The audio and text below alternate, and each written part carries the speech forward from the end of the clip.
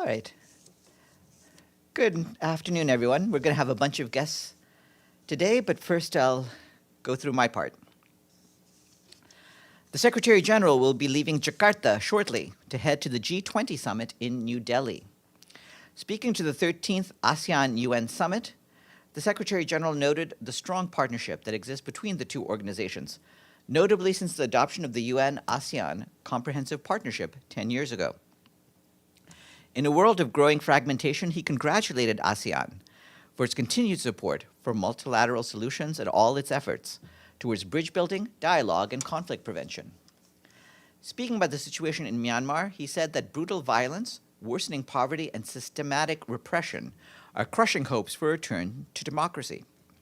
Mr. Guterres reiterated his call on the military authorities of Myanmar to free all detained leaders and political prisoners and open the door towards the full restoration of democratic rule. The Secretary General also told the assembled leaders that ASEAN is uniquely positioned to set an example to the world when it comes to fighting climate change and protecting biodiversity. He commended those ASEAN member states who are taking the bold decision to accelerate the phase out of coal and jumpstart a fair and inclusive renewables revolution. In his remarks to the press prior to the summit, Mr. Guterres said that ASEAN has been an important factor for unity in a divided world. On the sidelines of the meeting, the Secretary General met with Anwar Ibrahim, the Prime Minister of Malaysia, Nanaia Mahuta, the Foreign Minister of New Zealand, and Li Qiang, Premier of the People's Republic of China. We have issued readouts of those meetings. This morning, the High Representative for Disarmament Affairs, Izumi Nakamitsu, briefed Security Council members on the implementation of Security Council Resolution 2118 related to the elimination of Syria's chemical weapons program. She emphasized that any use of chemical weapons is unacceptable and a clear violation of international law, adding that the United Nations will continue to support all efforts to uphold the norm against chemical weapons and to relegate these dreadful weapons to history. And this afternoon, Jean-Pierre Lacroix, the head of the Peace Operations Department, will brief the Security Council in a session dedicated to UN peacekeeping operations. As usual, we will share his remarks. The UN Children's Fund today said that children are migrating through Latin America and the Caribbean in record numbers and now account for a larger share of the migrant population than other regions in the world. Record numbers of children are on the move using three major migration routes in Latin America and the Caribbean: through the Darien jungle between Colombia and Panama, crossing from South America, and using key transit points in northern Central America and Mexico. And at 1 p.m., Gary Conille, UNICEF's Regional Director for Latin America and the Caribbean, will be here to brief you on the subject. As students are returning to school after the summer break in many parts of the world, UNESCO, the UN Educational, Scientific, and Cultural Organization, is calling on governments to implement appropriate regulations and teacher training to ensure a human-centered approach to using generative AI in education. To this end, the agency published its first global guidance on generative AI in education and research, designed to address the disruptions caused by generative AI technologies.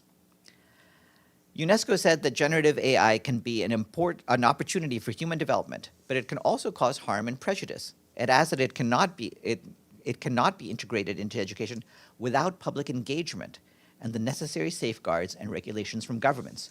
You can read the full report online. Today is the International Day of Clean Air for Blue Skies, and the theme for this year is We Must Act Together for Clean Air. In his message for the day, the Secretary General says that together, we must accelerate a just and equitable transition away from fossil fuels, particularly coal, towards clean, renewable energy, while ensuring that no one is left behind. And today, as we mark the first International Day of Police Cooperation, the Secretary General underscores in his message for this day that the UN supports countries in ensuring that women are equally represented in all functions, including as leaders of the police workforce. And some good news just in, that Guinea has paid its regular budget dues in full, which takes us to 134 fully paid up member states. Thank you, Conakry. And as for guests, today our guest will be Sarah E. Hendricks, UN Women's Deputy Executive Director for Policy, Program, Civil Society, and Intergovernmental Support; Maria Francesca Spatla-Lissano, Assistant Secretary General for Policy Coordination and Interagency Affairs in the Department of Economic and Social Affairs; and Cindy Cox-Roman, the CEO of Help Age USA. They will launch the Gender Snapshot 2023. And as I already noted, at 1 p.m., there will be a briefing here in this room by Gary Conil, UNICEF's Regional Director for Latin America and the Caribbean, on the changing face of child migration in Latin America and the Caribbean. And then tomorrow, our guest will be Yasmin Sharif, the Executive Director of Education Cannot Wait. She will brief on a new report which will launch tomorrow, International Literacy Day. The report analyzes the latest trends in education and emergencies, including alarming, increasing needs, and reveals new data on Education Cannot Wait's work with the United Nations and civil society partners in supporting quality education for girls and boys caught in crises worldwide. So is there anything for me before we go to our guests? Yes, Gregory. Thank you very much, Farhan. Today, the Secretary General in Jakarta said about the necessity of mutual guarantees to resume grain deal. So, did the UN already set this kind of new ideas to the Russian side? And the second one, please, are there any plans for Secretary to meet Foreign Minister Lavrov on the margins of G20? Thank you. Regarding Mr. Lavrov, the two of them did attend the ASEAN dinner at the same time, so they were able to see each other at that point. I don't have anything to say about the G20, which of course is still in the future. And regarding the question of mutual guarantees, I would just refer you to what he said in his press remarks today in Jakarta, where he said that we are deeply engaged not only in returning to the Black Sea Initiative, but also in implementing our Memorandum of Understanding with the Russian Federation. And he said that we remain actively engaged in aspects related to the access of the Russian Federation to both financial markets and to different other aspects in order to facilitate its exports. Abdulhamid? Thank you, Farhan. First, I want to ask about Mr. de Mistura after he left Al Ayoun. Where is he now? Is he continuing with his trip to the region? And can you update us on that? I'm aware that he arrived in Dakhla on the 6th of September in the context of his first visit to the Western Sahara region that started on the 4th of September. We'll have further updates about the various stops on his trip as they go ahead.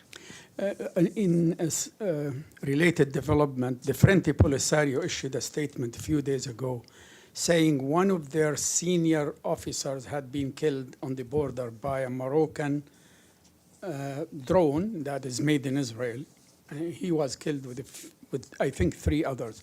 Can you confirm this incident, and if there is any report from MINURSO to confirm it? I do not have any confirmation of this incident. Obviously, any such reports would need to be fully investigated. Pam. Sorry. Thank you, Farhan. As a follow-up to the previous question about the grain initiative, do you have any updates on any of the talks in Jakarta? Or if there are any planned talks for here at UNGA, since the SG will be back, the president of Turkey is here, any plans? Well, certainly the Secretary General is willing to meet with the president of Turkey when he comes to the General Assembly. But the Secretary General in Jakarta did say that there are discussions going on at various levels.